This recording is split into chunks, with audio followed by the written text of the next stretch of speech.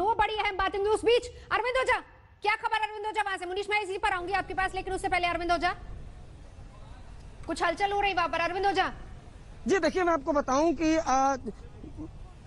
बताऊं कि देखिए फिलहाल की अगर बात करें तो सभी को इंतजार है सतीश मान शिंदे का, और ये देखना होगा कि वो बात करते भी हैं या नहीं करते हैं, क्योंकि लगातार जो उनको कोर्ट से झटका मिल रहा है, एक के बाद एक जो बेल है वो रिजेक्ट हो रही है। अंदर अभी भी जो वकील है वो अंदर मौजूद है, और ऐसा बताया जा रहा है कि लंच के बाद जो पूरा ऑर्डर है वो ऑर्डर मिलेगा, तो उसी के बाद रणनीति तय होगी कि हाई कोर्ट में जाना है या हाई कोर्ट में नहीं जाना। लेकिन बहुत मुमकिन है कि जो अब रिया और तमाम जो आरोपियों के वकील है वो हाई कोर्ट का ही दरवाजा खटखटाएंगे। तो मामला काफी ज्यादा बड़ा हो गया, और मैं आपको बताऊं, जो सूत्र बता रहे हैं कि उनको उम्मीद थी कि शायद सेशन कोर्ट से जमानत मिल जाएगी, लेकिन रुकिए जरा, एक बड़ी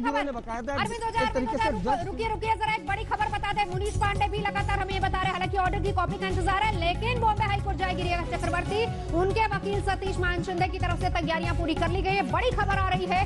इस बीच खबर यह है कि सिर्फ ऑर्डर की कॉपी का इंतजार है, उस ऑर्डर की कॉपी का जो कि अभी सेशन कोर्ट ने अपना फैसला दिया है, जिसमें रिजेक्ट कर दिया। और बड़ी बात जो सामने आई वो ये 27 से, जिसमें कहा गया कि ड्रग्स मुहैया करवाना और सिंडिकेट की एक्टिव मेंबर, ये दो बड़ी बातें। आशुतोष मिश्रा, क्या अपडेट? आज ही जाएंगे हाईकोर्ट क्या? सबको ऑर्डर कॉपी का इंतजार है। नवजोत, आपको सीधे बता दें, दीपेश सावंत के जो वकील हैं उन्होंने कंफर्म किया है कि वो जैसे ऑर्डर कॉपी मिलती है आज ही हाई कोर्ट जाएंगे। साथ ही जैद के जो वकील हैं वो भी जाएंगे। ऐसे में जाहिर सतीश मान शिंदे की ओर से जो मैसेज है उसमें कहा गया है कि चूंकि 6 की जमानत याचिका खारिज हो चुकी है, जाहिर है इसके बाद जो इकलौता कानूनी रास्ता बचता है वो है सबसे पहले बॉम्बे हाई कोर्ट जाना। सेशन कोर्ट से जो राहत की उम्मीद थी, जमानत याचिका खारिज हो चुकी है और ऐसे में उन्हें 22 तारीख तक जेल में तो रहना होगा, लेकिन अगर राहत चाहिए तो बॉम्बे हाई कोर्ट जाएंगे और फिर वही दलीलें, वही आर्ग्यूमेंट और वही सारी बातें एक बार फिर बड़े कोर्ट में कही जाएंगी और वहां पर जमानत के लिए अर्जी लगाई जाएगी, गुहार लगाई जाएगी कि क्यों आखिर इन सबको जमानत की जरूरत है। आपको फिर बताएं, जैद समेत तमाम जो आरोपी थे उनके वकीलों ने लगातार कहा कि देखिए गिरफ्तारी की जरूरत नहीं है, जुडिशियल कस्टडी में रखने की जरूरत नहीं है। जब भी जांच एजेंसी बुलाएगी, एनसीबी बुलाएगी, हम पूछताछ के लिए सामने आ जाएंगे। जिस तरह की मदद की चाहिए, सपोर्ट की जरूरत है, हम हमेशा मौजूद होंगे। और इसी फिलहाल सत्र न्यायालय में जब फैसला सुनाया है तो उन सब की जमानत याचिका एक साथ जज ने खारिज कर दी है। जो सबसे बड़ा कंटेंशन, सबसे बड़ी फांस जो थी वो एनडीपीएस एक्ट की धारा 27 से थी। अमूमन हमने ये भी देखा है कि जो मेट्रोपॉलिटन मजिस्ट्रेट है सबसे पहले वहीं पर जहां 3 साल से ज्यादा की सजा का प्रावधान होता है वहां जमानत नहीं मिलता। यहां तो पूरे 10 साल का मामला था 27 ए के तहत एनडीपीएस में, क्योंकि सिर्फ कंजम्पशन नहीं, मतलब आपने ड्रग खरीदकर खुद इस्तेमाल नहीं किया, सिर्फ वही आरोप नहीं, खरीदने का ही आरोप नहीं, इसमें सिंडिकेट का आरोप है। और कल भी एनसीबी, जब एनसीबी की ओर से पब्लिक प्रोसिक्यूटर दलील कर रहे थे नवजोत, देखिए उनके वकील जो है वो हमारे साथ आ गए हैं।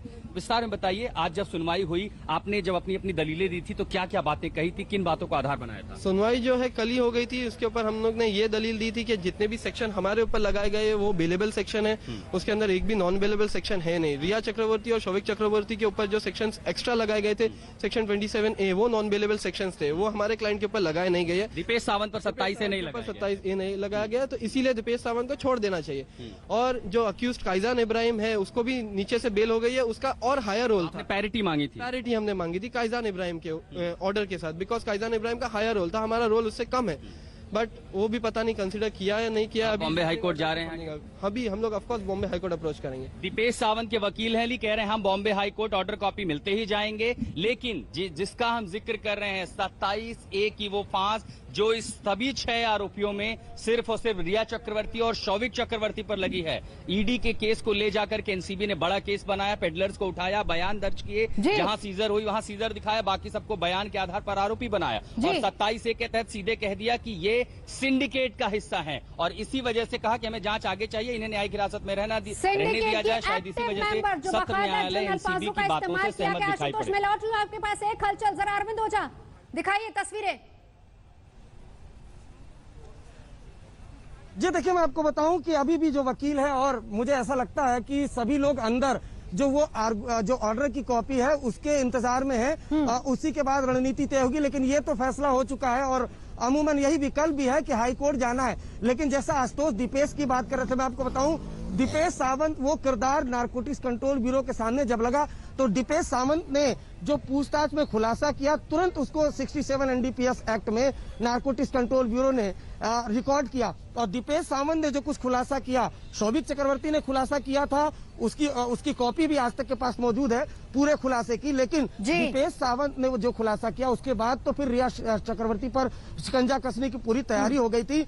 अभी एक एक करके धीरे धीरे करके कई वकील इसी गेट के बाहर से आएंगे और पूरी बात बताएंगे। लेकिन नारकोटिक्स कंट्रोल ब्यूरो ने नजर बनाए रखिए इसी पर, क्योंकि हम लौटेंगे आपके पास, क्योंकि सबसे पहले सबसे तेज खबर आपको देगा आज तक। जल्दी से मौसमी सिंह एक अपडेट वहां से, क्योंकि 22 तक रहना होगा जेल। मौसमी सिंह।